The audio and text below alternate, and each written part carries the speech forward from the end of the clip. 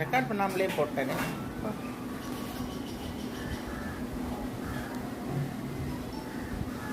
இன்று வெள்ளிக்கிழமை. வெள்ளிக்கிழமை பைரவர் வழிபாட்டுக்கு உகந்த நாளாகும்.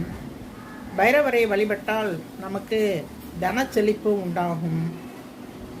அவரை வழிபட அவருடைய அஷ்டகத்தில் உள்ள மொத்தம் 8 பாராக்கள் உள்ளன. அந்த அஷ்டகத்தில் அதில் முதல் பாராவை பார்ப்போம்.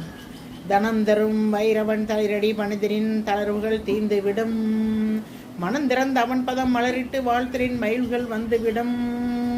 சினந்தவிர்த்த அன்னையின் சின்மய புன்னகை சிந்தையில் ஏற்றவனே.